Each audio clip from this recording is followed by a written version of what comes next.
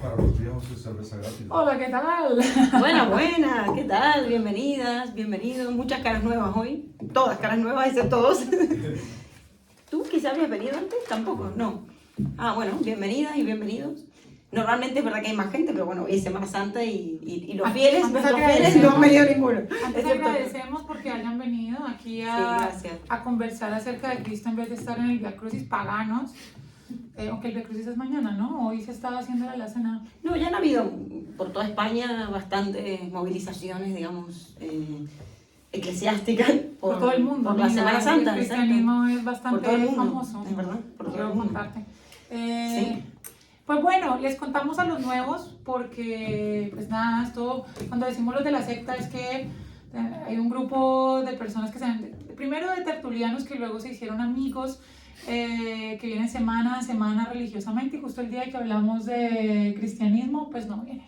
Yo creo que igual hay un tema aquí, mucha gente está de fuera y de viaje, obviamente, pero también hay una cuestión de que sea como, bueno, pero el tema de Cristo, yo no soy cristiano, o yo ya no soy religioso, entonces esto no me importa.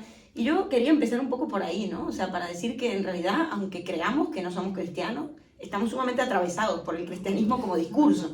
Es un discurso que todavía, aún hoy, a veces sin darnos cuenta, sigue operando desde nuestro inconsciente, se podría decir. Y yo quiero un poco justamente hablar de Cristo y de los temas que vamos a hablar hoy, que convocan a Cristo. Exacto. Y sacrificio. Pero como haciendo un análisis de discurso, es decir, no desde lo religioso, porque evidentemente no diría que soy cristiana, más allá de que soy Team Cristo. Sí que soy Team Cristo y voy a explicar un poco por qué. Por dos. Sí. Cristo me cae bien como persona. Nos vendría bien ahora un Mesías. Cristo, Jesús, porque Cristo entendido como Mesías, como Salvador. Bueno, Jesús como personaje me parece bastante interesante. Es muy interesante. De hecho, si me permite, exacto, yo empezaría un poco por ahí para hacer una brevísima historia de quién fue y por qué es tan importante este personaje. Pero bueno, analizarlo desde el discurso, desde un discurso que nos atraviesa desde hace 2025 años.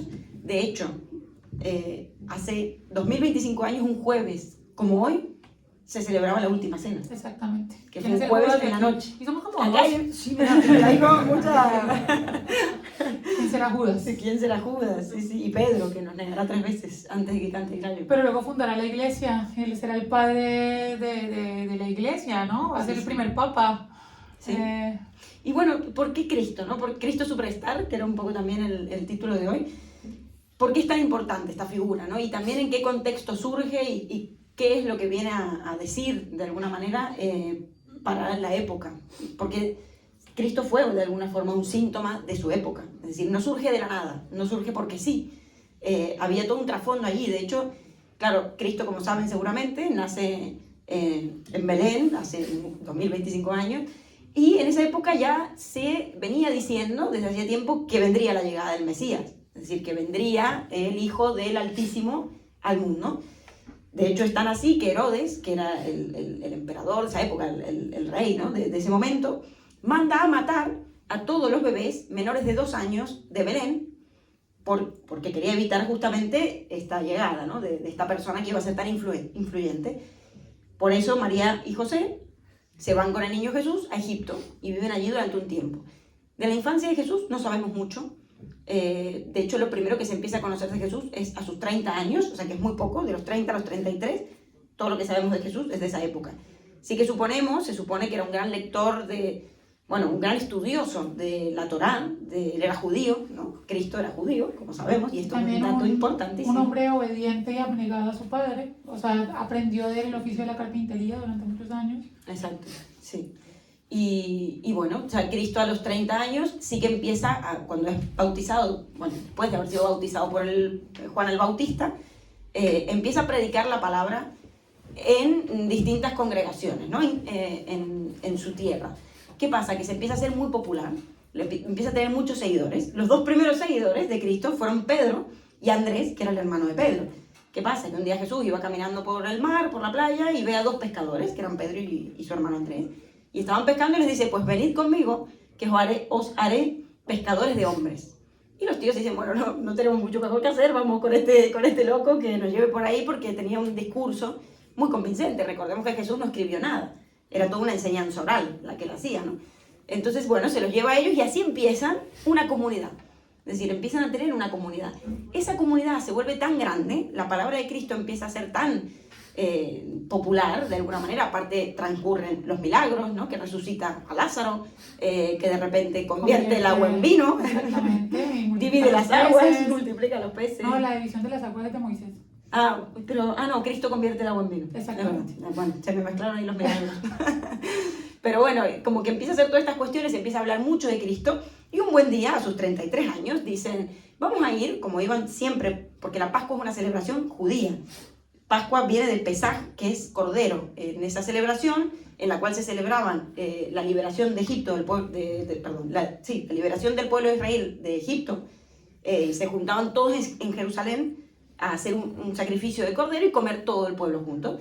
Resulta que Jesús, como todos los años, llega ese año a Jerusalén y se encuentra con que lo recibe todo el mundo flipando, como Cristo, ahí está Cristo, todo el mundo lo conocía. Era de repente famoso, podríamos decir, ¿no? Jesucristo Superstar. Jesucristo Superstar. Y se sorprenden, de hecho, él mismo se sorprende y se sorprende mucha gente de lo famoso que es y la lía parda. Es decir, ahí Jesús la lía parda.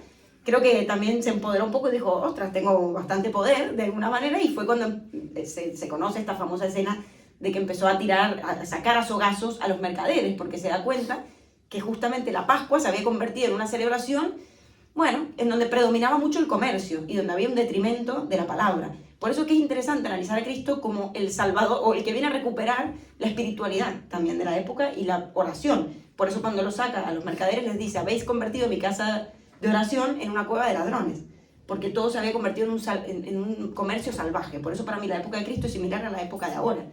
Muy similar, tiene que haber sido como una carencia de espiritualidad muy grande, una carencia de deseo, predominaba el comercio por el comercio. Y es famoso que Cristo le pega a los mercaderes, da vuelta a la mesa de los que vendían palomas, la lía. Es decir, hace unos destrozos allí interesantes en ese momento, y esto llega a los maestros de la ley y a los jefes de la iglesia, ¿no? Entonces, bueno, del templo de ese momento.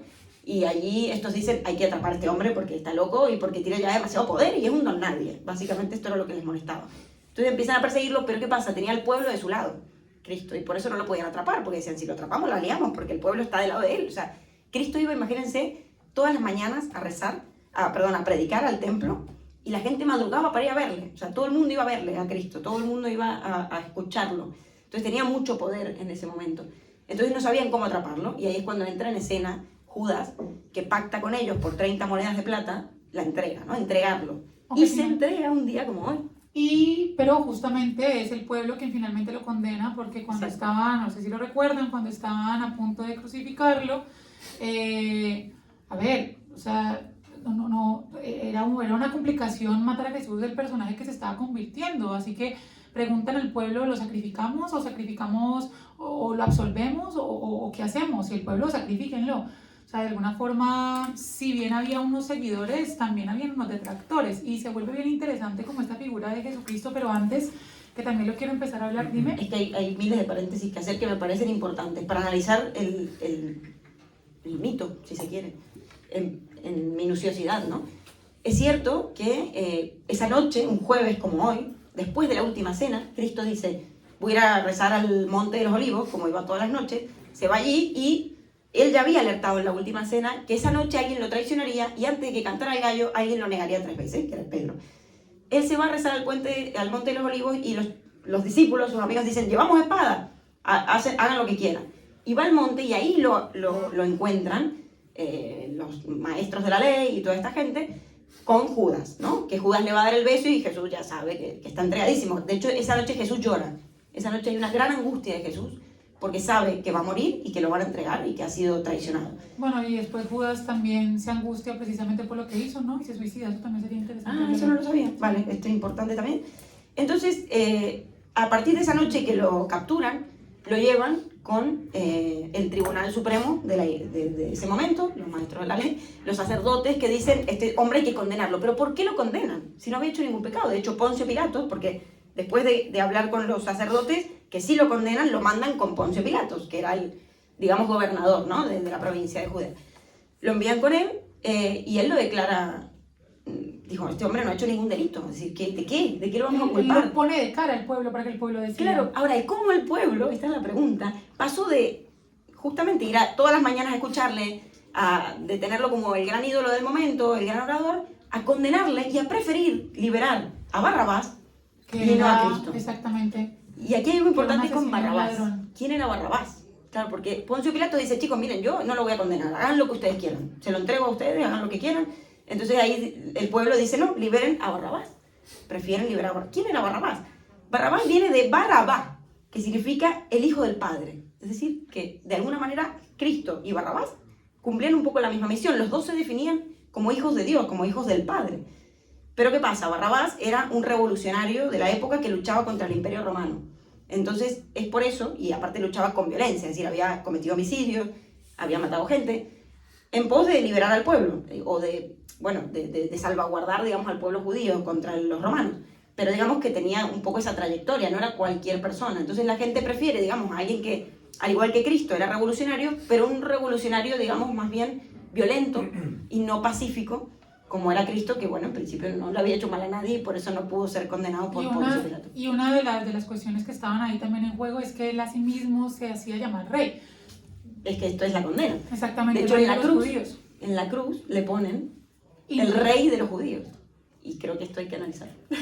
También. Muy bien. Yo creo que, bueno, antes que nada, también, yo creo que, y aparte que la mayoría de las personas no nos presentamos en ningún momento. Que perdón, es un tema apasionante. Yo me llamo Paula Andrea Fernández, soy filósofa, magíster en filosofía, estoy en doctorado en educación y soy profe en este momento. Y Flor es argentina, psicoanalista, lleva aquí muchos años. Especialista en violencias de género, bueno, tiene también un máster en psicoanálisis y estamos aquí. Hola, ¿qué tal?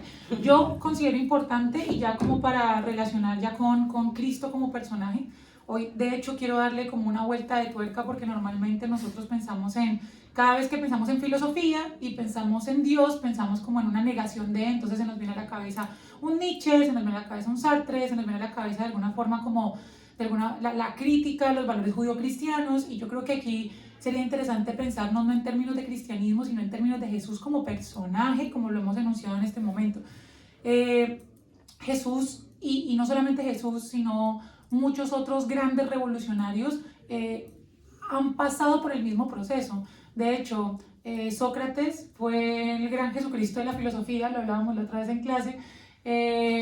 Sócrates fue el gran Jesucristo de la filosofía. Sócrates también lo condenaron por hablar con las personas, finalmente hablando con las personas en el ágora, preguntándoles sobre cosas, lo acusaron de corromper a los dioses, corromper a los jóvenes, promover dioses falsos e ir en contra de la polis. Lo único que hacía era preguntarle a las personas cosas para que se cuestionaran, y sobre todo a los jóvenes, y los sometieron a juicio. No sé si recuerdan esa gran historia que se escribe en la Apología de Sócrates, el primer diálogo de Platón, en donde él, en nombre de la verdad, dice: yo no estoy haciendo nada, y saca su frasecita famosita del solo sé que no sé nada, y solo sé que no sé nada, que no significa una falsa arrogancia, sino que significa, mira, yo lo único que puedo estar seguro es que entre más conozco, más reconozco precisamente todo lo que no sé.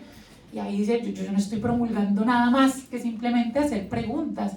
Finalmente, aun cuando la gente no lo quería condenar, el jurado a la larga no estaba muy seguro de condenarlo, precisamente por el personaje que implicaba y la fuerza que tenía. Pues termina siendo condenado y hoy siendo obligado a tomar la cicuta, y muere ahí en el juicio.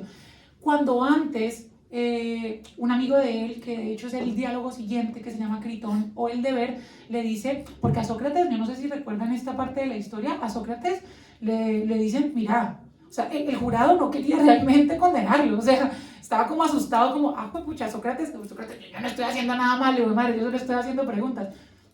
Le dijeron, vení, tómate la noche y pensalo. O sea, lo que te estamos diciendo es, sí, me hago cargo de lo que me acusan y me voy a quedar sin hacerle tantas preguntas a la gente. Yo voy a estar aquí tranquilito. Sócrates va a su casita. Critón, que era uno de sus discípulos, dicho sea de paso, Sócrates tuvo bastantes discípulos, no solamente Platón. Entonces muchas personas que le seguían, le escuchaban. Sócrates era un hombre sin dinero, o sea, que de alguna forma vivía más que a expensas de sus discípulos, de alguna forma en comunidad, no quería tener grandes riquezas, no cobraba por enseñar, como los sofistas en su época. Y Critón le dice, mira, cojamos un barco y vámonos. Critón tenía un montón de barcos y le dijo, vámonos de acá. Y Sócrates, mira, yo hablo de la justicia. Y si el Estado piensa que yo soy culpable y yo estoy hablando en términos de justicia y de deber, pues voy a cumplir. La justicia es cumplir con aquello que me dice finalmente el Estado que debe darse, que debe hacerse, que debe por deber precisamente realizarse, que finalmente también es lo que pasa con Cristo, que Cristo en la cruz dice, en medio del miedo como, Dios, ¿por qué me has abandonado? Que eso tiene muchos análisis que podemos llegar a hacerle, pero a la larga cumple con el deber por abnegación, ¿sí? Y volviendo a Sócrates, él al otro día va, no se retracta de nada porque él sabe lo que está haciendo y de alguna forma como que también sabe su destino, aun cuando su Dios no es Dios Padre, sino que su Dios es Dios Logos, Dios Filosofía, Dios Pensamiento, y muere.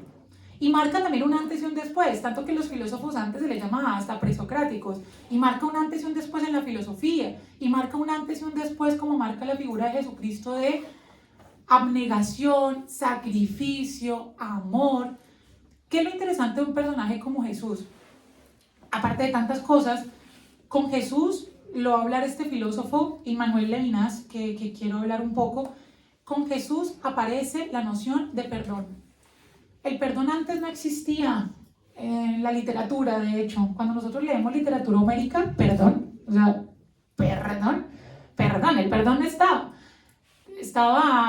yo qué sé, la venganza, estaba la fuerza, pero perdón, la idea de perdón no existía. Existían otro tipo de emociones, el amor, el deseo, el odio, pero el perdón no existía. Y el perdón como emoción fundamental para relacionarnos con el otro, la abnegación y la renuncia, aparece más allá del cristianismo, reitero, con una figura como la que representó Jesucristo.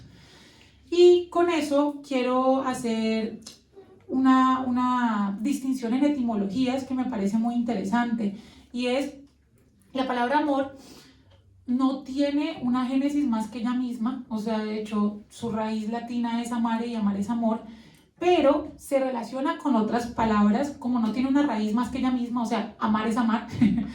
Hay una falsa etimología y otra etimología que se le relaciona a una raíz indoeuropea que es ama, que ama viene de afecto maternal, de afecto de quien cuida, de quien de alguna manera el afecto maternal se piensa siempre desde la renuncia, desde el dar, desde de alguna forma dar a quien no necesita lo que uno da, darle todo lo que tiene. Y la otra, que es una falsa definición, pero me parece muy bonita, a es no y mor se relaciona con muerte, sería como la no muerte, entonces aquello que nos lleva a la no muerte, pero esa no es una raíz. Pero bueno, aquí podemos encontrar unos tintes para analizar un poquitico más adelante, y es esta relación con el amare del amor maternal, esa idea como del dar, ¿sí? de la renuncia, del amor de la madre que siempre da. La palabra redención, que estas tres palabras las vamos a relacionar obviamente con la figura de Jesús. La palabra redención viene del latín redemptio o redimere, que se divide en re, que es de nuevo, y emere es comprar. Sería como comprar de nuevo. En Roma, por ejemplo, se utilizaba para que los dueños de los esclavos liberasen a sus esclavos si se portaban bien, comprándolos para darles su libertad. Y con el cristianismo lo podemos relacionar con, de alguna forma, Jesús compró nuestra absolución de nuestros pecados con sus acciones. Entonces, pues finalmente vino a morir por el pueblo, que finalmente le está haciendo la redención de la humanidad, la redención del pecado. Y aquí viene esta palabra que se relaciona tanto, que es sacrificio, que viene de sacrificium, y es sacer, que es sagrado, y facere, que es hacer sagrado. La palabra sacrificio antes se relacionaba con nada que tuviera que ver con dolor, sino por ejemplo con los sacrificios que se hacían como ofrendas, como el cordero, por ejemplo, o hasta danzas, hasta rituales. Los rituales podían ser también sacrificios, en tanto era hacer algo ritual, hacer algo sacro. Y luego se empezó a relacionar con la forma en la que de alguna manera nos eximíamos también del pecado por medio del dolor. Bien. Bueno, Cristo en ese aspecto se sacrifica a sí mismo, que creo que ahí también marca un precedente o un cambio, digamos, ¿no? de época. Decíamos que la Pascua era ese momento en el que se juntaba el pueblo, en el pueblo judío todavía, a sacrificar un cordero a Dios y comérselo, y bueno, así celebraban la liberación del pueblo de Israel de Egipto, y por tanto como que renovaban el pacto con Dios. Un poco esa era la función de la Pascua. Pero claro, Cristo es verdad que se sacrifica a sí mismo, ¿no? En ese aspecto él cambia algo, es como que de alguna manera si lo interpretamos también como no desde la ficción, porque también toda ficción tiene una verdad, ¿no? Es decir, la verdad tiene estructura de ficción, decimos en el psicoanálisis. Pero digamos que nos dice un poco esta cuestión de Cristo, por qué él se sacrifica en nombre de todos los demás o por el pueblo, ¿no? Pero ahí sí que cambia algo, porque ya no es otra cosa la que se sacrifica, ya no es un otro, sino él mismo, para salvar a los demás, ¿no? Como que ahí ya marca un cambio de algo interesante, que ya no es como una cuestión colectiva lo que se ha de sacrificar, sino algo subjetivo. Creo que Cristo ahí marca un antes y un después, en muchos aspectos, porque también, volviendo a Sócrates y a Jesús, ¿por qué se los comparo? ¿Qué tienen en común? Antes de volver al sacrificio y esto de sacrificarse uno mismo. No es por nada, y esto hay que verlo desde una perspectiva de clase.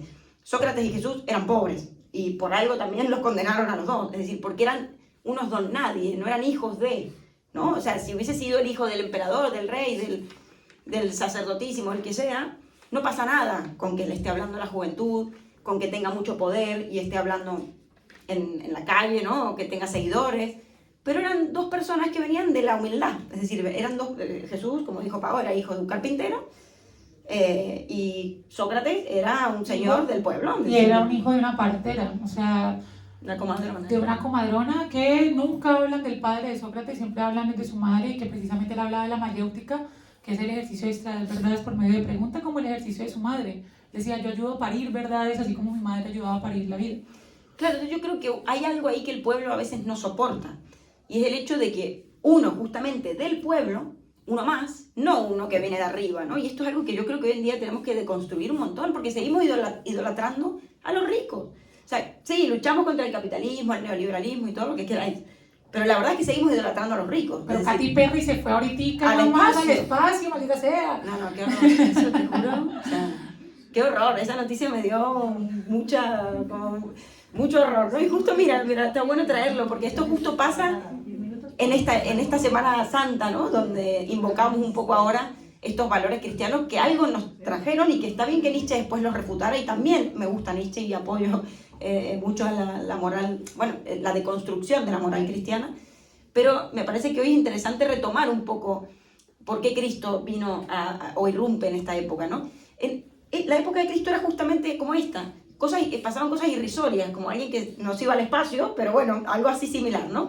Pero que se empezaron a adorar burros de oro. Exacto, el templo de Jerusalén se empezó a llenar de oro, de cosas fastuosas, ¿no? Había también mucho, digamos, desigualdad económica, había, por supuesto. Terrible. De hecho, los amigos de Jesucristo pues eran penalmente pobres y prostitutas a la larga. Exacto, sí, totalmente. De hecho, hay escenas en el Nuevo Testamento, en Lucas, por ejemplo, que los apóstoles le dicen a Cristo, oh, Cristo, ¿has visto la iglesia, cómo la han adornado? Y la han llenado de oro y le han puesto un montón de cosas. Y Cristo les dice, de eso no va a quedar nada.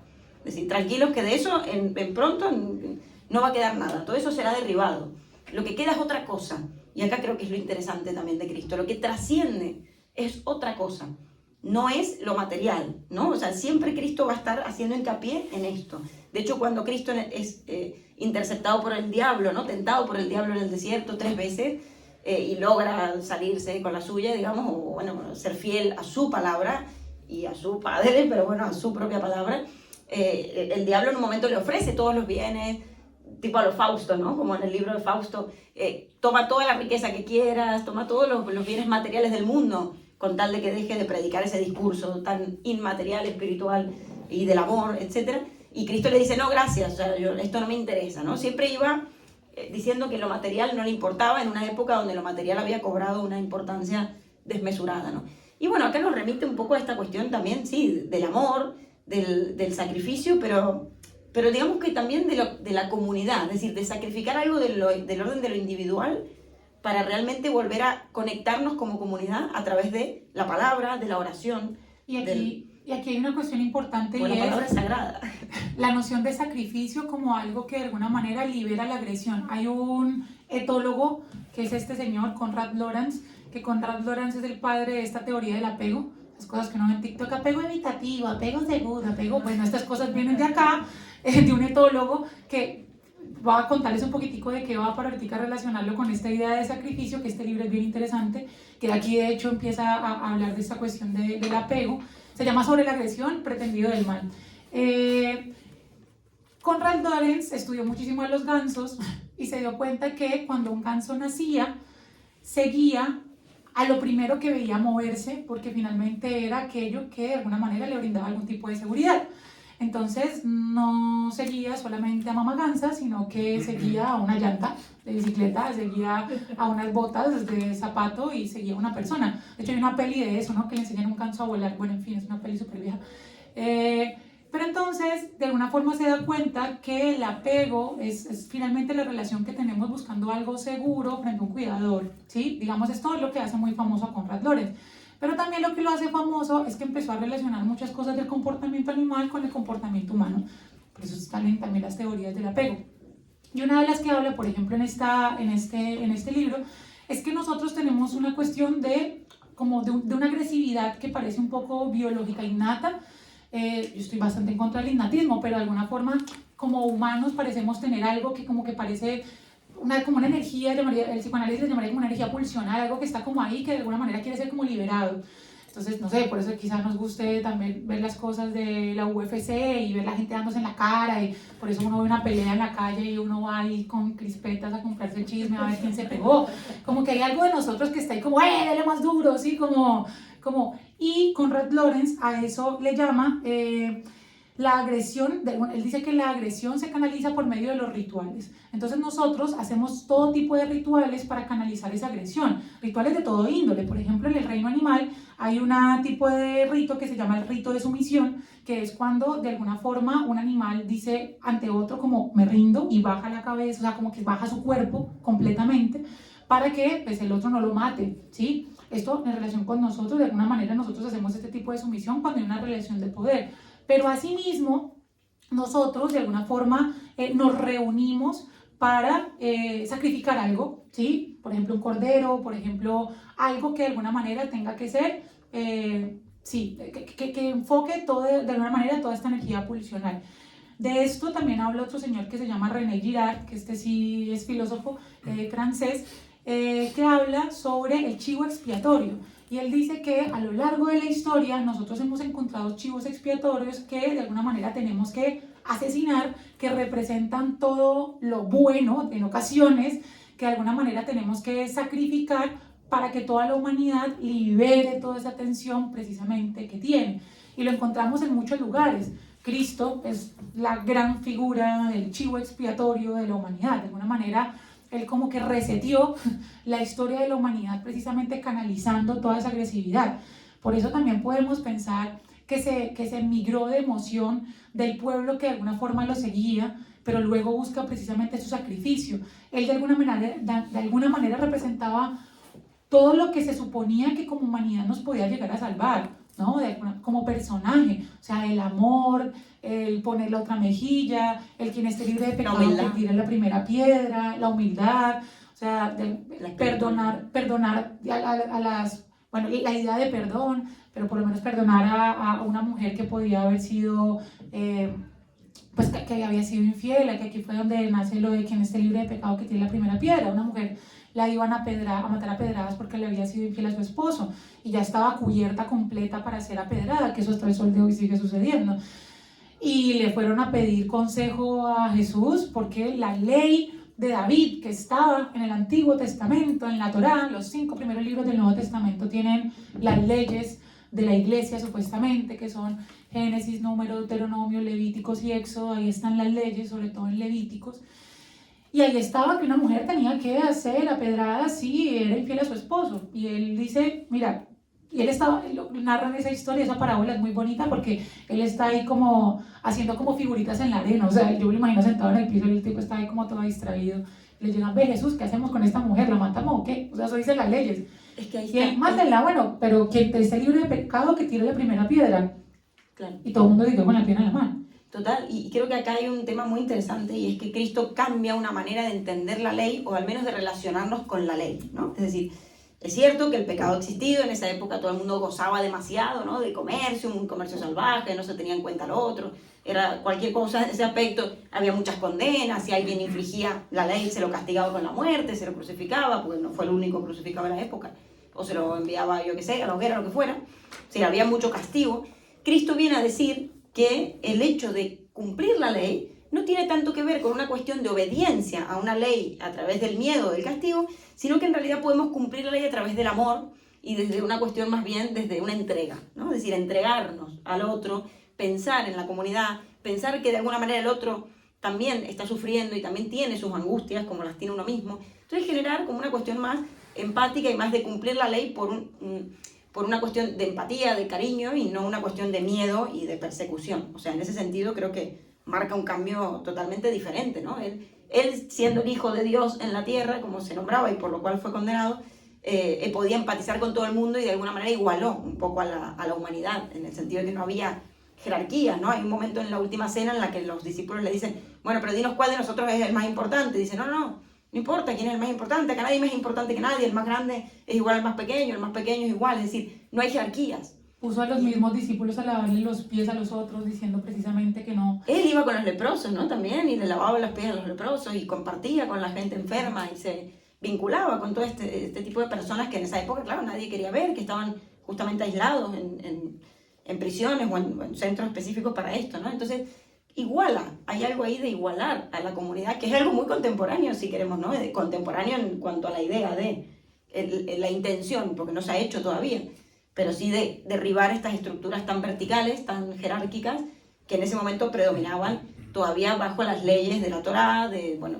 las tablas, ¿no? Que había traído Moisés, y que todavía esto era como muy vertical y muy jerárquico, y él trató de descentralizar un poco el poder y devolverlo un poco al pueblo, que no estuviera en las manos de los monarcas y de la gente de mucho poder, de los maestros de la ley, sino que estaba en cada uno de nosotros también. Y esto es como algo bastante interesante, es como devolver al pueblo lo que es del pueblo, devolver al pueblo su poder también, que no solo quede en las manos de estas personas. Pero la cuestión es que no queremos vivir una vida así, tal parece.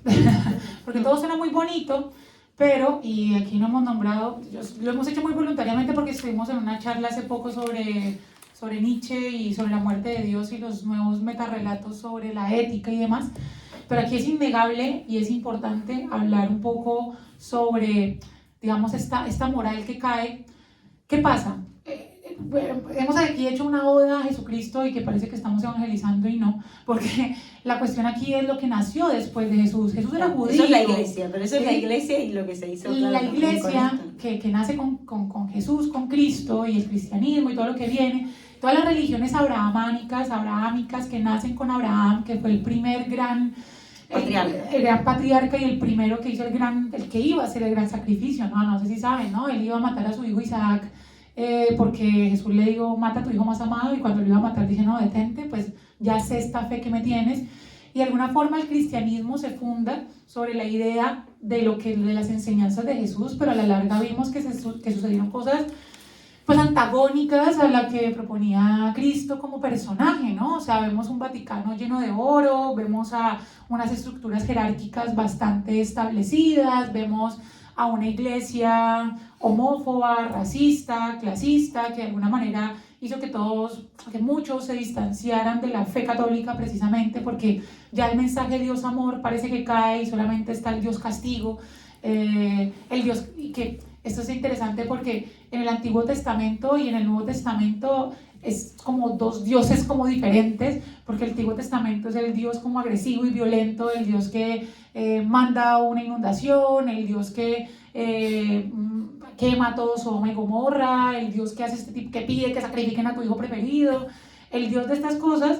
Y luego aparece el Dios con Cristo, que es el Dios amor, es el Dios humildad, es el Dios. De hecho, yo siempre que digo, yo creo en Dios, me confieso, creo en Dios. En un tiempo donde uno dice creo y es como, pero desde la visión precisamente a mí mi mamá, que es una hippie, me lo vendió más desde el discurso Dios amor, entonces desde ese lugar creo, no desde el Dios punitivo, no desde el Dios esto es pecado y no lo hagas. Pero entonces, ¿qué pasa? Que de alguna manera, precisamente nuevamente con el auge de estas nuevas formas más individualistas, con el auge de Soren Kierkegaard, le llamaría esto el estadio ético, que el estadio, estético, el estadio estética, no viene de ponerse tetas y esas cosas, no, estética es la disciplina que estudia lo sensible. Entonces, con este momento, digamos, histórico, en donde todos estamos velando por la sensibilidad, por el yo, por el ego, por mi propia realización, pues ya este discurso tanto de la iglesia como de Jesús, como de Dios, ya no nos vale, porque ¿para qué ser humilde, dadivoso, justo y bueno? Si uno, pues el otro no lo está haciendo, y dos, parece que es un discurso que está poniendo la iglesia y el Estado y las instituciones para controlarnos. Entonces, pues matamos a Dios, ¿sí? Y matar a Dios, que lo dice Nietzsche oficialmente y explícitamente en el apartado 125 de la Gaia Ciencia, que se llama El Loco, donde narra la historia, no la vuelvo a leer porque la leí cuando hablamos de la muerte de Dios, pero es un loco que llega diciendo busco a Dios, y todo el mundo que ya no cree es como, ¿dónde te lo encuentras? ¿Dónde estás? Está cogidito de la mano de alguien, ahí se te perdió, se te escapó como un niño, se te escapó un globo, y él no, es que la cuestión es que usted y yo lo matamos, o sea, ¿y cómo así que lo matamos? Pues hemos matado los valores de la iglesia, y los valores de la iglesia entendido como eso. Ya no queremos ser humildes, ya no queremos ser dadivosos, ya no queremos ser justos, ya no queremos de alguna manera poner la otra mejilla. Ya ahorita no conocemos quién es el vecino, ya no nos importa si vemos a una persona muriéndose en la calle, ya vemos a Katy Perry en el espacio, ya mientras seguimos comprando a tiendas económicas que finalmente sabemos que la mano de obra es de personas explotadas. O sea, hay una invisibilización del dolor a tal punto que finalmente prima el ego. Y una cosita chiquita para terminar, y la muerte de Dios, porque lo hemos hablado ya, pero en la muerte de Dios hay algo muy interesante, y es que Nietzsche dice, primero, ¿quién nos dio la esponja para borrar el horizonte? ¿Quién nos dio la posibilidad de quitar aquello que nos guiaba, pero que también que nos limitaba?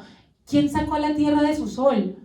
Y ahora, ¿qué soles inventaremos? Y entonces ahí es donde aparecen las nuevas ideas de Dios contemporáneas, o sea, los nuevos relatos que hemos establecido para encontrar que nos oriente, no solamente astrología o cualquier cosa que pueda ser, Dios capital, Dios izquierda, Dios derecha, Dios fitness, Dios despiértate a las 5 de la mañana, hazte un baño de agua fría en la cara, luego sal a correr, luego vuelve a hacer un baño de frío en la cara, los hombres de valor de Temachi, Yados, y este tipo de relatos que se establecen como las verdades que estamos buscando para volver a tener otro Dios. Bueno, lo que muere en la cruz es Dios, es decir, Eli lama sabactami, ¿no? Padre, Padre, ¿por qué me has abandonado? Evidentemente, lo que se refleja allí es que no hay Dios, o sea que también con Cristo hay un cambio a nivel de qué entendemos por Dios y dónde está Dios y si Dios existe realmente o ha estado muerto desde siempre. Y claro, aquí, y es lo que los judíos nunca van a aceptar, ¿no? Con todo respeto, o sea, están en su derecho. Justamente los judíos van a seguir manteniendo siempre ese estatuto de Dios divino, mientras Jesús mantiene un Dios terrenal, el Hijo de Dios en la tierra, es decir, devuelve al Dios a lo terrenal. Y creo que aquí y pasa esto, que nos pasa siempre epocalmente, que vamos girando como en un péndulo, ¿no? El retorno del péndulo sería.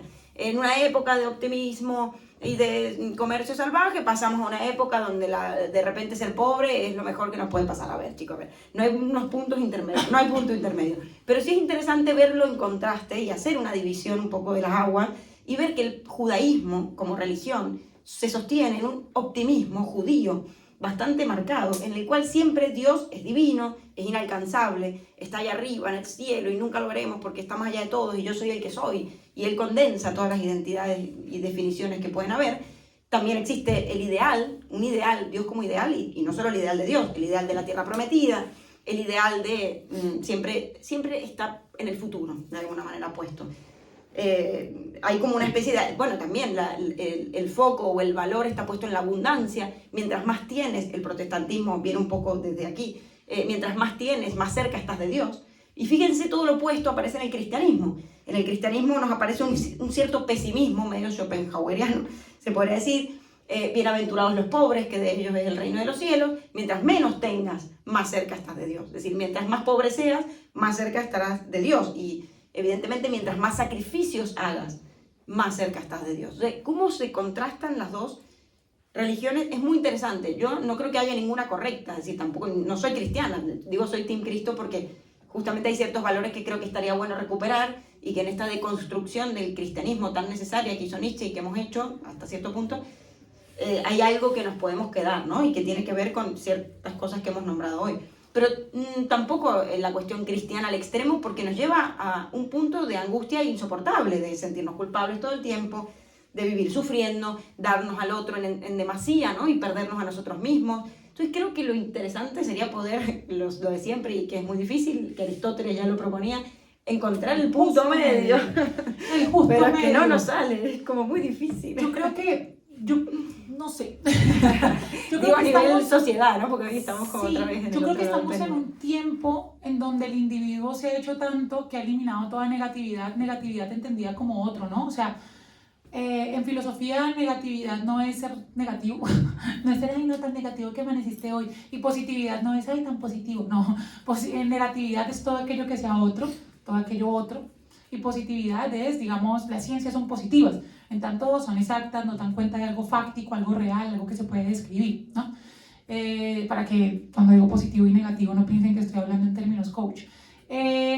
Bueno, coach no está mal, bueno, en fin, X. Byung-Chul Han, un filósofo que está bastante en boga hoy en día, surcoreano, nacionalizado alemán, en este momento está en Berlín dando clases, nos contaba en un texto que está vivo, de hecho, nos cuenta en un libro que se llama La agonía del Eros, que el Eros, el amor, precisamente está en agonía porque estamos en el infierno de lo igual. Entonces vamos por el mundo buscando espejos, que finalmente es importante encontrarse en la mirada del otro. Sí, es importante encontrarse en el rostro del otro. Nos han dicho filósofos como Sartre, que no hablé tanto de él, que este texto lo quería mencionar, pero bueno, después sí algo, el ser y la nada. Nos encontramos un poco en la mirada del otro. Cristo también de alguna forma nos miraba, Dios nos mira. Bueno, la mirada es importante, pero la cuestión es que ya no queremos encontrar una mirada de un otro, queremos encontrar simplemente una mirada reflectante. Es decir, vemos en el otro lo que queremos de nosotros mismos y en tanto no satisfaga nuestro propio deseo, pues simplemente lo abolimos. Byung-Chul Han decía que esto se ve claramente en la pornografía. En la pornografía uno va y no se está preguntando como que, ay, ¿será que están tratando bien a la muchacha? ¿La estará pasando bien el chico? No, o sea, uno ve, abre Pornhub, pone lo que quiere ver, acaba y cierra la pestaña o el ordenador y para de contar. O sea, de alguna manera la satisfacción propia anula a cualquier otro. En este tiempo en donde el Eros está en agonía, en donde nosotros de alguna forma caemos en ese infierno del igual, en donde finalmente el otro no es un otro, sino que el otro es reflectante. Y hay un filósofo que me parece muy al lugar, y solamente lo voy a nombrar un poquito, que se llama Emmanuel Levinas. Y Emmanuel Levinas propone una ética infinita, una responsabilidad infinita, una ética del otro. Esto ya, que los voy a nombrar, esto ya es ir al, llamémosle el otro extremo, pero me parece muy interesante. Y él lo que dice es que ante el otro lo que tenemos es una responsabilidad infinita. No desde la reciprocidad, sino deberíamos tenerla desde un lugar asimétrico. Porque el problema de la manera en que nos relacionamos con el otro es que siempre lo pensamos en términos de reciprocidad o de utilidad. Y desde esa percepción, la ética no es ética. Estamos hablando en términos de utilitarismo. ¿El otro me sirve para qué? El otro me sirve para que sea mi pareja y me acompañe para no estar triste. El otro, yo amo. Ah, pero si no me aman, pues yo no amo. ¿Sí? Y pues finalmente el amor no es eso, ¿no? El amor es el acto mismo de amar. No es, en ningún momento en la definición está el amo para que me amen. Entonces lo que dice es que deberíamos llegar a un punto en la ética en donde el otro sea tan otro, es decir, donde el otro se reconozca realmente como un otro que no me sirve para, un otro que no tengo que utilizar para, un otro que es un fin en sí mismo, un medio para, que yo puedo hasta morir simbólicamente, es decir, darme sin necesidad de nada más. Y esa debería ser la base de la ética, porque si todos nos comportásemos así, ¿qué no pasa? Y lo está diciendo... si todos nos comportásemos así, pues podríamos sostener una sociedad que se base precisamente, suena un poco hippie, pero en el amor. Y lo está diciendo un filósofo, Emmanuel Levinas, que estuvo en un campo de concentración, o sea, judío que estuvo en un campo de concentración. Y filósofos que estuvieron en un campo de concentración como Levinas, como Víctor Frank, del hombre en búsqueda de sentido, lo primero lo que nos habla es de estas cuestiones de recuperar al otro, de darnos un sentido desde el propósito, de alguna forma en los momentos, y eso me parece muy, muy interesante, y eso también lo vemos con Cristo cuando muere, en los momentos más extremos, en los momentos en donde más hay como angustia, en los momentos en donde estamos más mal, es donde más nos damos cuenta que en vez de que la humanidad está podrida, que la humanidad puede, que hay vínculos de personas que colaboran entre sí en medio de la adversidad. Lo vimos, no sé, con la lana, que quien ayudó, el Estado no ayudó ni mierda, o sea, lo que ayudó fue la misma gente y lo que sigue ayudando, los voluntarios. Entonces, bueno, yo para concluir ahí para mí, de alguna forma, la figura de Cristo, volviendo, digamos, nos pone de cara a la renuncia absoluta, la renuncia por el otro, a la cual nosotros ya parecemos no estar acostumbrados y nos parece absurda, en tanto somos una sociedad egocéntrica, individualista y de culto al yo. Vale, pero esa renuncia no puede ser absoluta, y ahí vuelvo a Nietzsche de amarse a ustedes mismos y no darse en esa entrega que al final termina en el propio mártir, ¿no? Que es Cristo, de que, bueno, se termina sacrificando demasiado. Es decir, Nietzsche da vuelta a ese cogito de alguna forma un poco cristiano del ayuda al prójimo como a ti mismo, ama al prójimo como a ti mismo, y dice, no, ayúdate a ti y ya te ayudarán todos los demás. Ámate a ti y ya verás cómo te amarán los demás. Así, bueno, el equilibrio ahí sano, justo, yo creo que ahí siempre tiene que haber una cuota de renuncia en el amor, pero una cuota. Uno no puede renunciarlo todo porque si no se queda sin nada y por tanto tampoco es posible la reciprocidad. Pero entiendo, o sea, entiendo lo de la renuncia y en todo amor. Podemos establecer estas dos posturas para... Sí, es como una dicotomía interesante. Y que sí, siempre la hemos tenido en varias charlas, ¿no? Sí. Y sí que, cerrando ya, porque ya damos pie al debate, pero me parece importante, en algún momento hablaste de agresividad o esto a veces de, bueno, los pueblos ya empieza este utilitarismo donde el otro no es otro, sino un puro objeto del cual yo hago uso para lo que me conviene y ya está, lo descarto, ¿no? Como si fuera una cosa. Claro, esto es interesante porque la agresividad es algo innato, todos tenemos agresividad. El tema es qué hacemos con ella, ¿no? Es decir, hay formas de sublimarla, hay gente que hace un cuadro, hay gente artista aquí que nos acompaña, de hecho, y expone en el Museo de Madrid, otro hace una canción y otro hace otra cosa, ¿no? Y hay muchas maneras de gestionar esa agresividad. Ahora, también existe la violencia, que es como cuando no se ha podido gestionar esa agresividad de ninguna forma sublimada y se pasa al acto violento, que es el acto más destructivo, donde hay un daño hacia otro y tal. Lacan dice que la violencia sucede cuando fracasa la palabra, cuando fracasa todo intento de pacto simbólico, se podría decir, de poder conversar con el otro y llegar a un acuerdo. Pensemos en las guerras se producen cuando ya todos los acuerdos simbólicos han fracasado, ya nadie quiere negociar, ya no hay manera de intercambio, sino que solamente un pum, ya está, destrucción y listo, ¿no?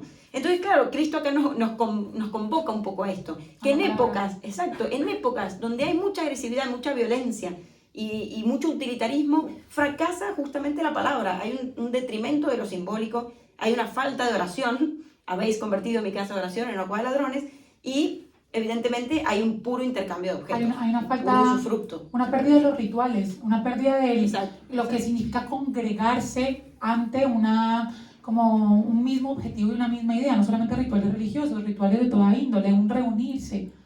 Porque nadie quiere sacrificar nada. Pero bueno, ahora sí que os parece, los dejamos aquí y vamos al debate que queremos escucharlos. Gracias. Gracias.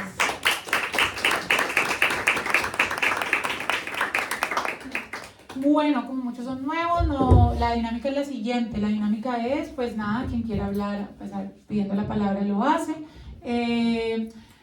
Quienes participen, pues nosotros tenemos un podcast que se llama Arrabaleras Parlantes con V de Raval, o sea, no es un error ortográfico, Arrabaleras se escribe con B, pero nosotros lo ponemos con V porque nacimos en el Raval y es como un guiño. Y pues por si algún motivo no pueden venir, nosotros subimos los podcasts semanalmente de las charlas que damos, pero lo más interesante se da aquí en la charla. Entonces si participan, pues su voz aparecería, pero bueno, que no vamos a mostrarles su rostro ni nada semejante. Y por otro lado, pues nada. En Spotify. En Spotify y en YouTube. Gracias. Y también nos pueden seguir en Instagram como Arrabaleras Parlantes. Y bueno, a ver quién rompe el hielo. ¿Y quién quiere empezar? Yo beberé la sangre de Cristo. ¿Pueden soltarse la mano? No. Clau. A ver, ¿no les parece que la romantización del mensaje termina siendo un poco funcional al poder? ¿De cuál mensaje? Del mensaje del cristianismo, en este caso de Cristo. Al final termina siendo, bueno, aguantar, poner la otra mejilla, y no no sé, yo lo veo hoy actualmente ya han pasado 2000 años. Hoy actualmente lo veo sumamente peligroso que sigamos pensando en poner otra mejilla, coincidiendo un poco con lo que decías vos al final de la charla, Flor, de, bueno, paremos, ¿no? No, primero también pensar en mí, básicamente eso. Sí, eso lo habla Nietzsche, y precisamente. eso pasó, es cierto que bueno, luego la iglesia de alguna forma, bueno, con muchas personas obviamente, habla de la iglesia muy general, pero sí, se apropió de este discurso para ejercer poder y de hecho, qué mejor, ¿no? La moral de los esclavos, como decía Nietzsche, ¿no? Es decir, es cierto, la moral de los esclavos, gente, directamente quieren ser pobres, perfecto, son felices siendo pobres, entonces se enriquecieron unos cuantos, ¿no? A costa de eso. Todavía a veces sigue siendo así, como esta moral del rebaño también, de los esclavos, de, bueno, contentados con poco, seguir siempre a lo... Bueno, pero yo creo que se tergiversó bastante el mensaje originario, que vaya a saber si era de Cristo, porque este es otro tema.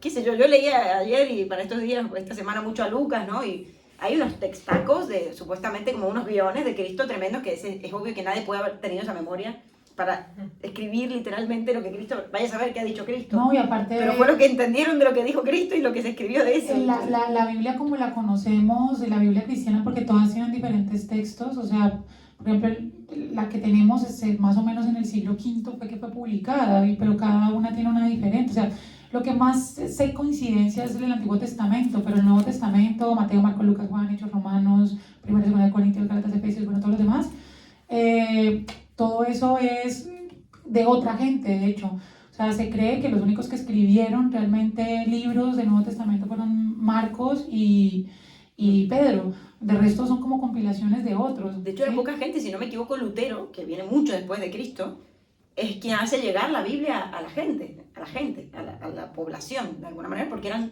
muy pocas personas las que tenían acceso a esas escrituras sagradas, ¿no? Ahora, yo lo que creo es, esto retoma Lacan. Lacan dice, hay que hacer uso del Padre, pero sabiendo pasar de Él. Quedémonos de lo que leamos de Cristo con lo que nos interese y nos pueda servir, pero pasemos de Él. O sea, no hay más ídolos. Yo un poco comulgo con esta idea de, no hay más ídolos, no tengamos ídolos, pasemos de ellos y creemos con lo que podamos, recuperemos lo que podamos, para crear un mensaje propio, para hacer una transvaloración de los valores y ver qué nos funciona de alguna manera en esta época, en este tiempo, en esta noche, en este mundo, como diría Pizarnik, ¿no?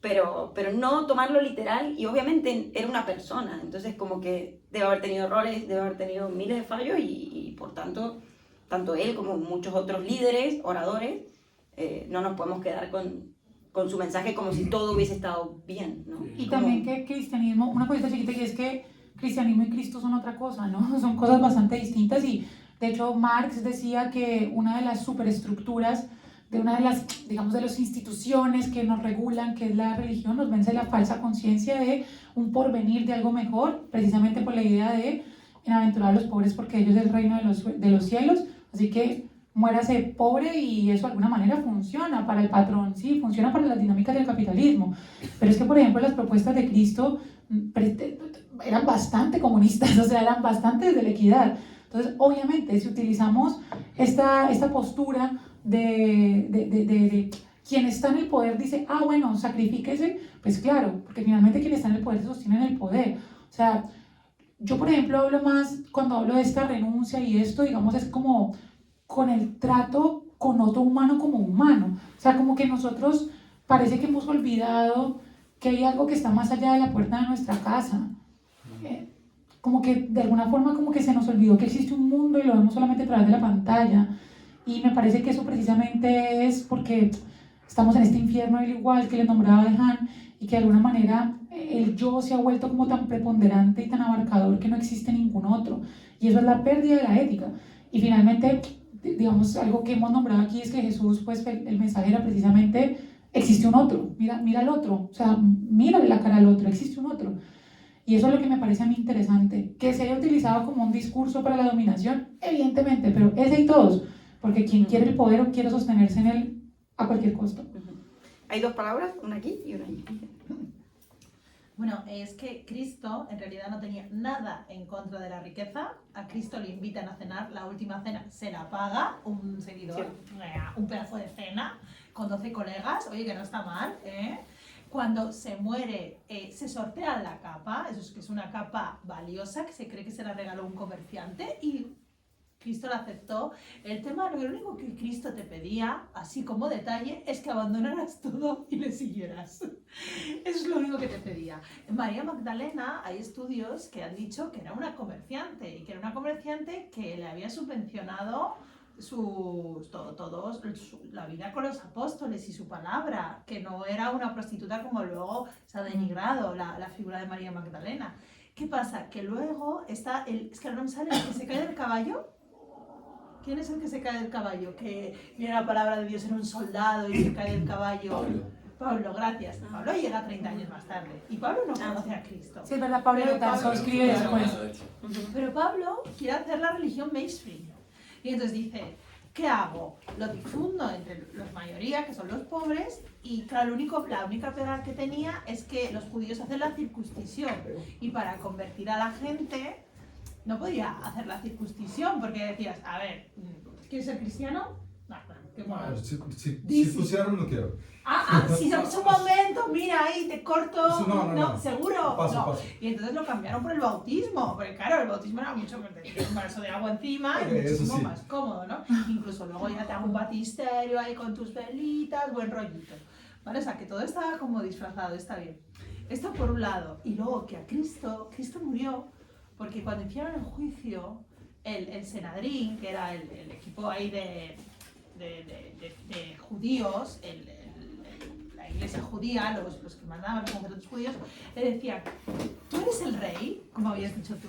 Sí, soy el rey. Eso significa que eres el hijo de Dios. Sí, soy el hijo de Dios. No puedes ser el hijo de Dios, porque si eres el hijo de Dios, eres Dios. Sí, es que soy el hijo de Dios. Di no.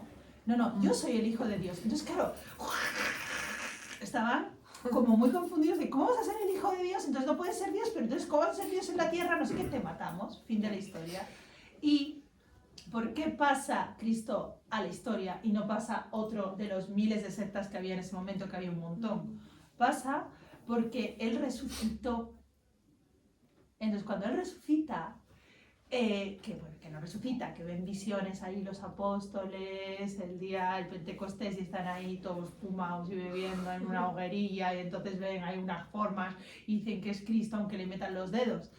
Pero la cuestión es que es el único que da la esperanza de que se puede resucitar. No sé, quería destacarlo porque me parece importante. Sí, no hablamos de la resurrección. Pero entonces, bueno, desaparece el cuerpo, que vaya a saber qué pasó con el cuerpo, pero sí. Así como le desapareció una mano a Eva Perón. Mira, sí, vale. Eso sí, pero eso es más... Sí. Es más prosaico, eso puede pasar. Lo de la resurrección, bueno, ellos vieron visiones. En la época se veían muchas visiones, se describen muchas visiones en los testimonios. Solo quería decir esto. No, gracias, y está bueno que hayas traído lo de la esperanza, porque es cierto, ¿no? Ahí hay una cuestión de esperanzadora para el pueblo y, bueno, de volver a creer y recuperar la espiritualidad, que era lo que él había, creo que, querido. Y luego la otra cosa, antes de pasarte la palabra, perdón, del rey de los judíos, ¿no? Que fue su inscripción en la cruz, como una burla también, de, sí, aquí está el rey de los judíos. Claro, los judíos son el pueblo elegido, y Jesús era el elegido dentro de los elegidos.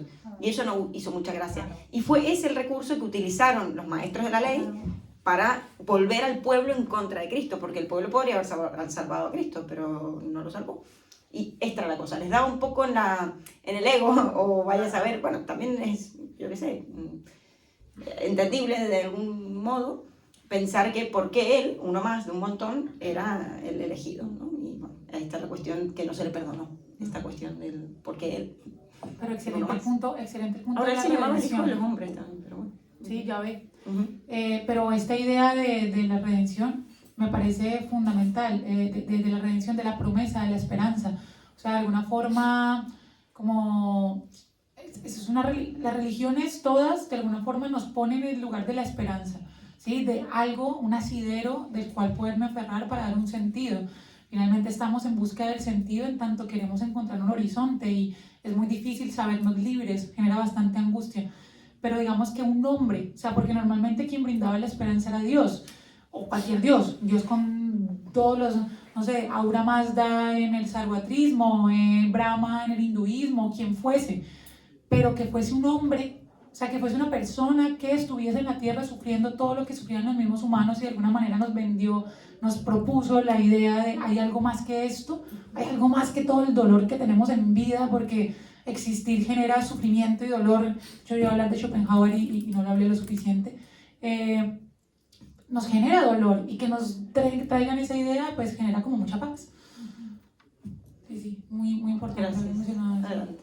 Creo que el tema de la renuncia ha quedado un poco inconcluso, y creo que es un tema muy interesante porque es algo muy mundano, muy realista, muy de todos los días, lo que renunciamos o no renunciamos a relacionarnos con otras personas. Y bueno, entiendo tu duda de la otra mejilla y todo eso, o lo que tú dices de tenemos que darlo todo, pero quedarnos un poco para nosotros. Creo que si uno entiende el mensaje de Cristo o el mensaje de otras muchas religiones parecidos, no existe esa renuncia. Porque cuando tú entiendes que los demás son tu prójimo, eres tú mismo, es una unión, es una comunidad, no estás renunciando a ti para darle a ellos, estás renunciando a tu ego para darte a ti mismo. Entonces te estás dando al 100%, porque simplemente hay dar, no hay renunciar, y no existe la renuncia.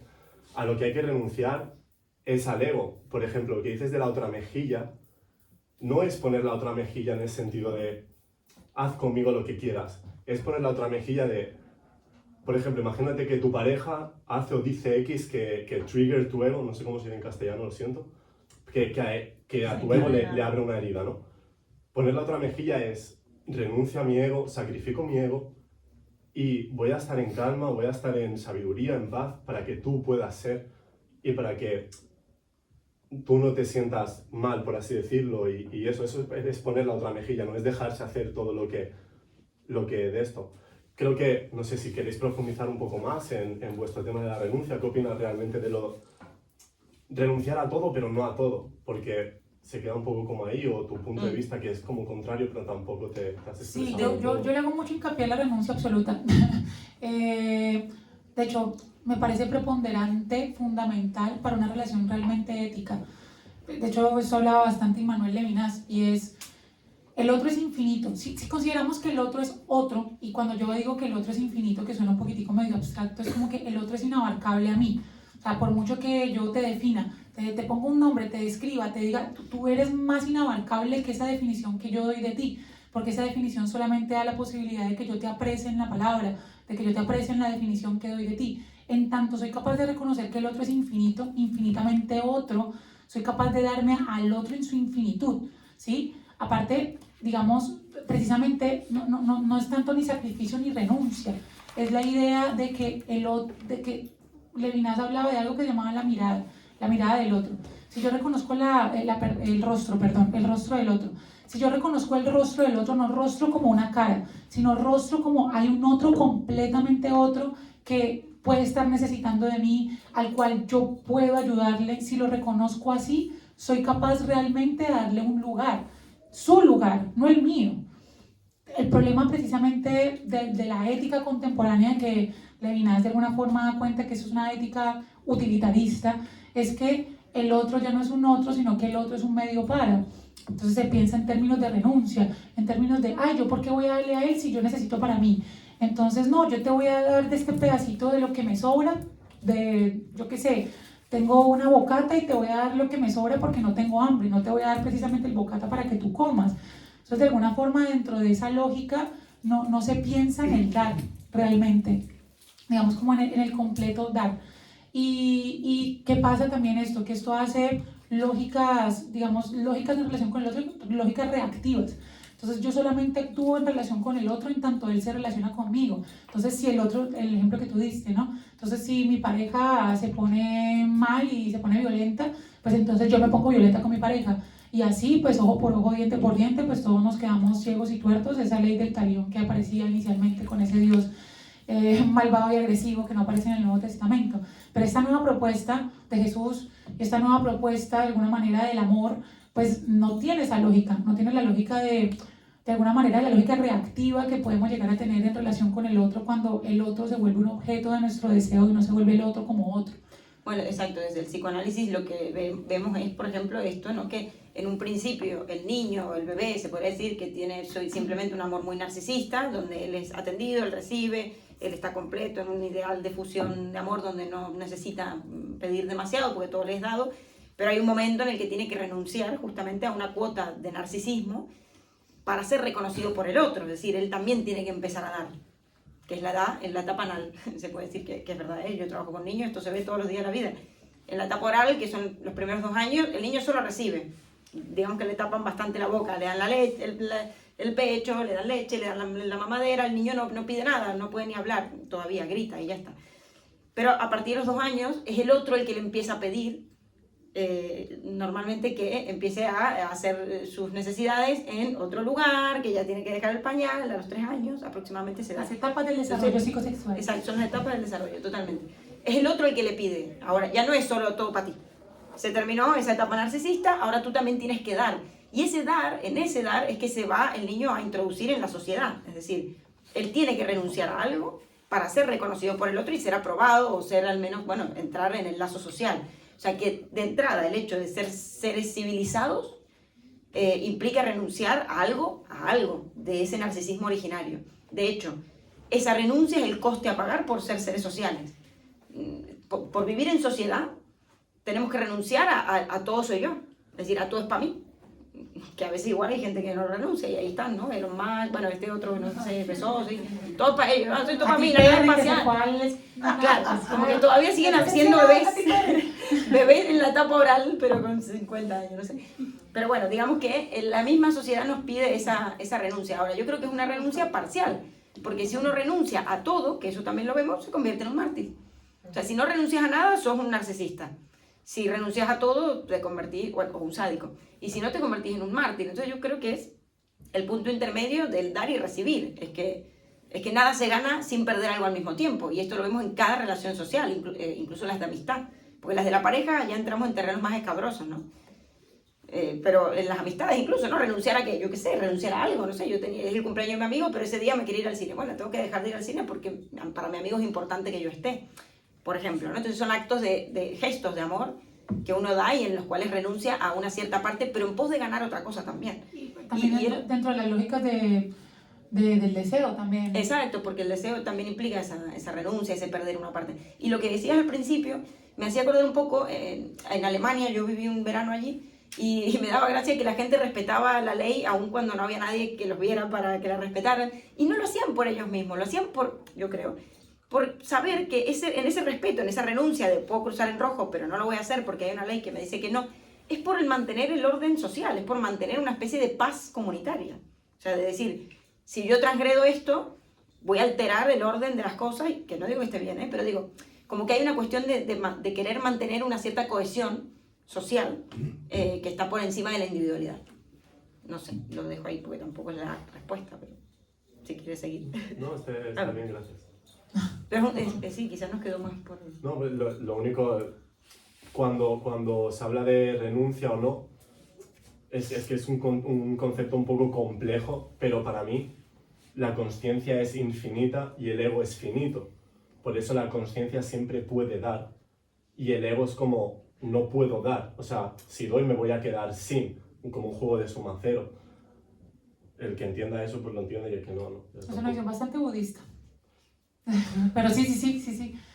Sí, en tanto, bueno, yo estoy para un poco, no creo que sea antagónica la visión que está proponiendo, digamos, o que dice Flor, pero yo sí creo que necesitamos un poco de que el otro sea infinito realmente, o sea, de darnos y ya. Y no creo que nos lleve a mártires, nos pone dentro realmente de la ética. La cuestión es que todos nos comportemos así. Ahí está lleno de mártires. Te voy a interrumpir un momento, Pau. Pero que todos nos comportamos así. En el momento que uno se deja de comportar así, ya empiezas a ser vulnerable a ese otro. ¿Me explico? Pero ser vulnerable hace parte, tenemos una charla de la vulnerabilidad, ser vulnerable, el estar atravesado, precisamente el reconocimiento de nuestra vulnerabilidad y la del otro nos hace humanos y nos hace sujetos éticos, el reconocimiento de la vulnerabilidad. Pero yo me encontré con esto trabajando en violencia de género y cuidado, o sea, en esa renuncia, ¿no? Es que le perdono todo, pero es que no importa, me pega, pero igual me quiere, pero es que me pidió perdón, y que todo perdonar y todo un dar, y un dar, y un dar, y me pidió un préstamo a mi nombre, y me pidió, ¿sabes la cantidad de mujeres que salen de relaciones de violencia que no endeudadas, con créditos y préstamos a su nombre, por dar? O sea, ahí yo creo que ya hay un extremo donde de hecho a veces se refuerza el mismo narcisismo, hay como un bucle, porque dices, ¿por qué das tanto? ¿Es porque realmente amas más que otro, o es porque realmente ahí hay algo también de yo puedo, y como yo puedo dar, yo le doy? No sé, se generan dinámicas como muy escabrosas, por eso digo que el tema es complejo, y me he encontrado que a veces en esa renuncia hay un martirio, o sea, como una especie de sufrimiento muy grande, donde se quedan... Y un goce también. Claro, que por eso. O sea, perdón, que Sí, antes sí, de- sí, sí. Bueno, o sea, también trabajo con mujeres víctimas de violencia y al final hay algo del dar con sentir una utilidad para el otro, y ahí también hay parte de responsabilidad de... Bueno, ahí también entraríamos en otro debate. Pero lo que quería como que me resonaba un montón cuando decíais el hecho de... bueno, de ver al otro y de esta sociedad que constantemente está desajenada de los problemas, ¿no? Estamos súper acostumbrados a ver a Peña pidiendo en la calle, a Peña pues en el metro pues intentándose ganar la vida de forma artista, bueno, que todo el rato tenemos inputs constantes. Instagram entras y también ves 1000 noticias que de repente te rompen gazas, bueno, y esta como hipernormalidad de seguir haciendo nuestra vida sin pensar en hasta dónde va a llegar todo esto. Y no pienso en que ahora pueda aparecer un Mesías, ¿no? Como el que hablábamos, y pienso hasta dónde llegar, o sea, lo que hablaba, ¿no? Que Jesucristo no tenía ya nada que perder, da su vida, y creo que llegará a ese punto, ¿no? Y ahí también siempre han venido las revoluciones, cuando el pueblo ya no tiene nada que perder, cuando ya nos están expulsando de la ciudad porque no tenemos cómo pagar, cómo seguir sosteniendo, cuando los sueldos, por mucho que hayas estudiado carreras, másteres, seguirás siendo casi 1.500 pavos al mes, y cómo llegarás, y siento eso, que, ¿no? ¿Dónde llevará ahora esta situación de hoy en día? O sea, no aparecerá un Mesías, tenemos que organizarnos y tendrá que salir otras formas de... Sí, pero es que esta organización parte de un Mesías. Es decir, nosotros no tenemos los suficientes huevos, perdón, yo no tengo los suficientes huevos para poder organizar a N cantidad de gente. Conozco amigos que tienen la facilidad que tú dijiste de que de repente conocen a alguien que les da una capa y se la regalan, y esta capa después puede ser valorada por muchos miles de euros. O sea, tengo amigos que son así, que si ellos quisieran hacer un algo, yo creo que con su carisma, con su forma, ellos podrían usar la capa del Mesías. ¿Pero crees que solo depende de una sola persona? Yo creo que depende... No abogas a la No, organización. o sea, yo me sumo, o sea, me sumaría. Yo sufro lo mismo que tú estás diciendo, o sea, yo gano 1.500 euros o 1.600 euros, no puedo comprarme un piso, todo lo que nosotros sufrimos, pero no tengo los huevos para organizar a la gente. Pero yo creo que... Perdón, perdón. Esa es mi idea. No digo que ya no tanto no va de huevos, sino de, o sea, el sindicato de yugueteras, o hay sociohabitajes, hay sociohabitajes, no se dice así.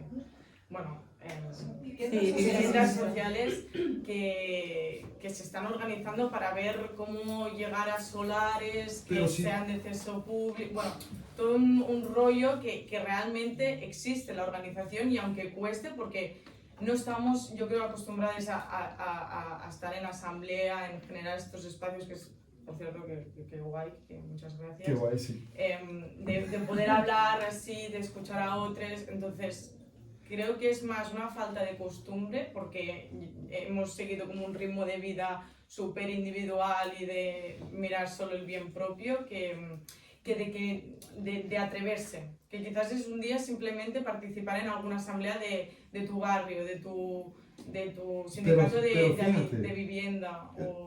Creo que es correcto lo que tú dices, pero aparte de un Mesías. O sea, si estamos hablando de tu comunidad, o sea, de la gente del edificio donde tú vives, hay alguien que dice, hey, reunión el sábado a las 4 de la tarde porque el del tercero o segunda hace mucho ruido. Entonces ya todo el mundo sí, sí, no sé qué, y entonces ya llega. Entonces parte de esta figura. Pero perdón, no, yo creo que digamos, sí, no, o sea, yo creo que debemos como quitarle la verticalidad al poder para pensarnos en términos de solidaridad y de precisamente una lógica del dar como al otro como par.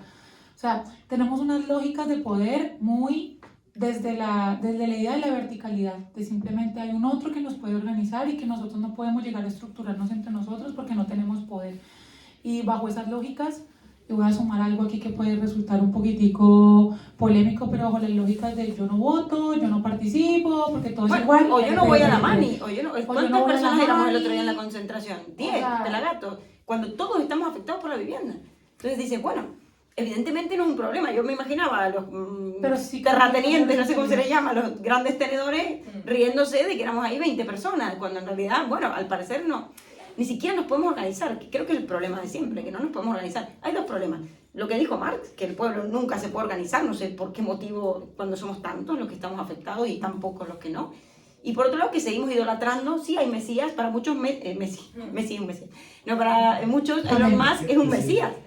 Para muchos Elon Musk es un mesías, es el mesías que nos va a llevar al espacio, que va a salvar la Tierra. Yo qué sé, hay gente que está...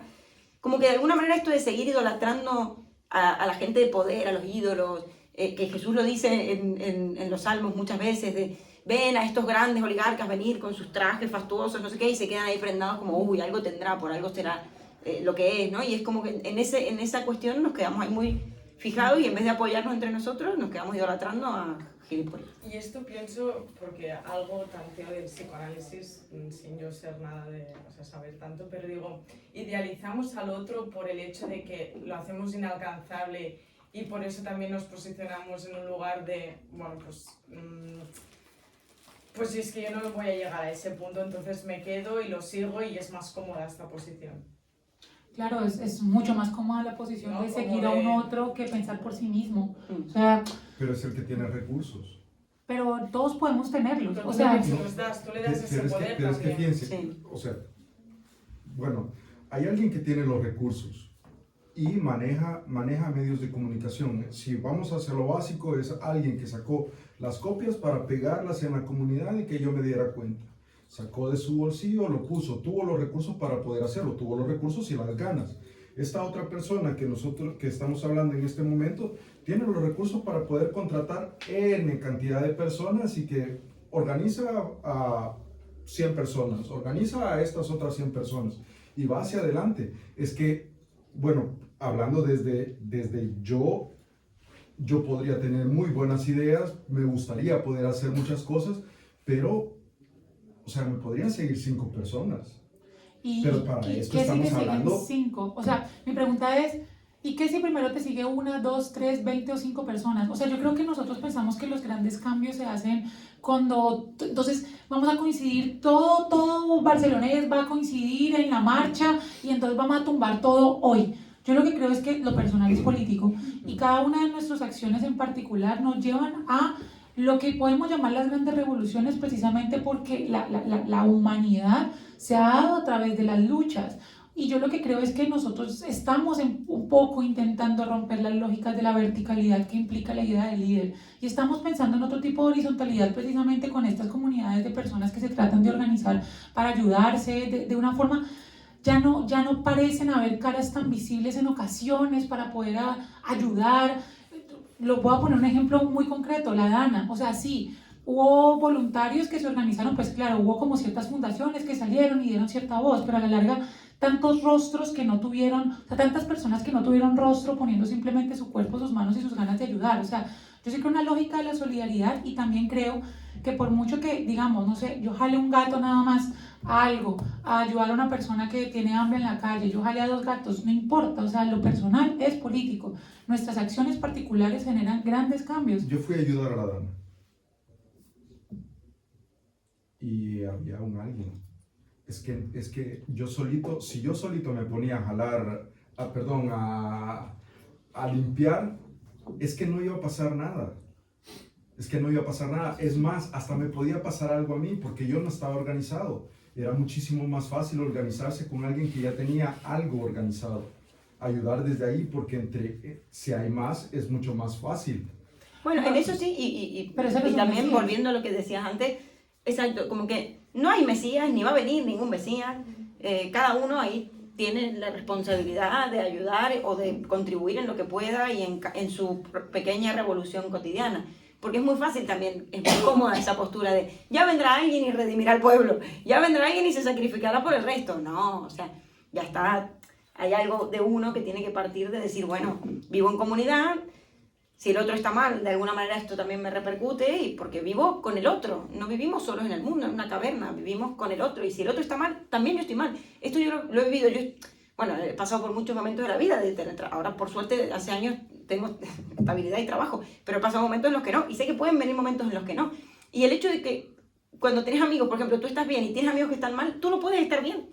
Porque te afecta que el otro esté mal. Y cuando tú estás mal y el otro está bien, tampoco hay, como que no puedes compartir su alegría del todo. Entonces, creo que hay algo ahí muy conectado entre que el otro esté bien, el otro, me refiero al prójimo, al próximo, los cercanos, la gente que queremos, que es importante verla bien para nosotros también poder disfrutar de ese bienestar en general, ¿no? Es decir, volver también a esta idea de que vivimos en comunidad, por más de que creamos que no, o que sea una comunidad digital hoy en día, pero vivimos sumamente conectados con los demás. Y que bajo también esa lógica, por ejemplo, de una persona que organiza, sí, pero no es un Mesías, es decir, esa persona bien pudo ser otra.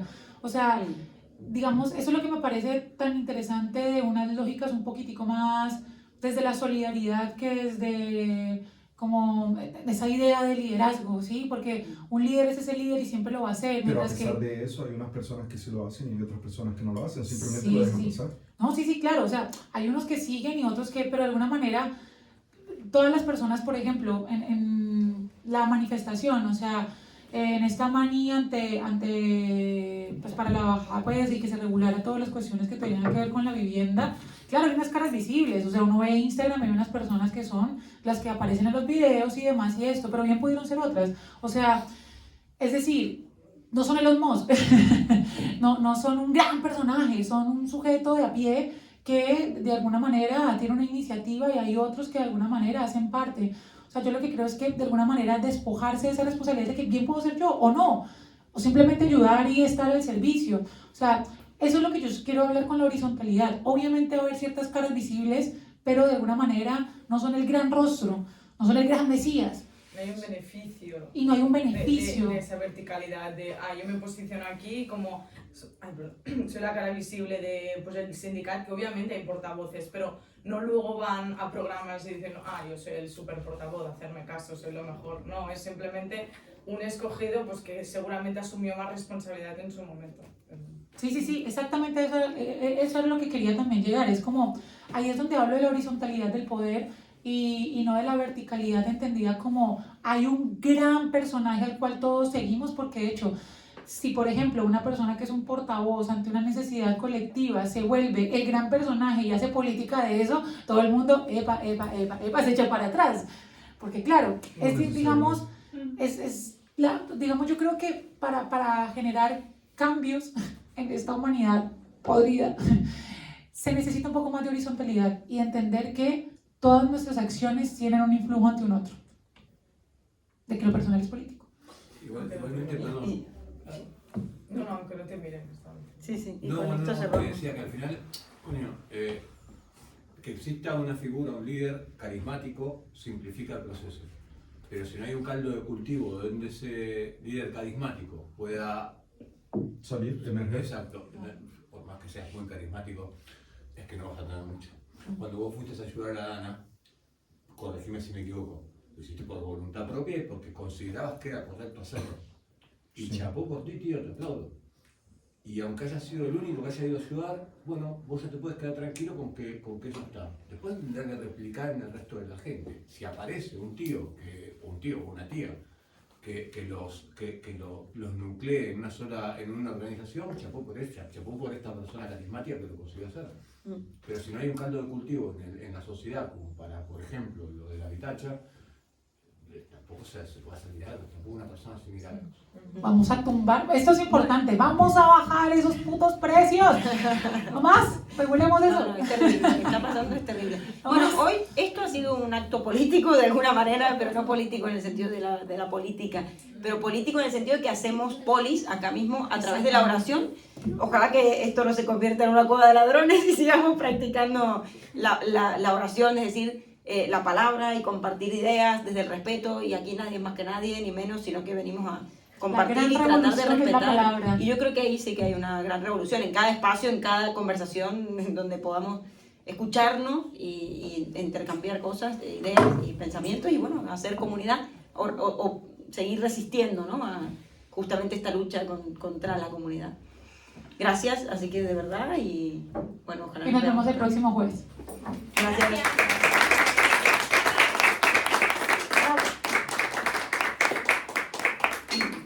Y bueno, nos vamos a tomar cerveza.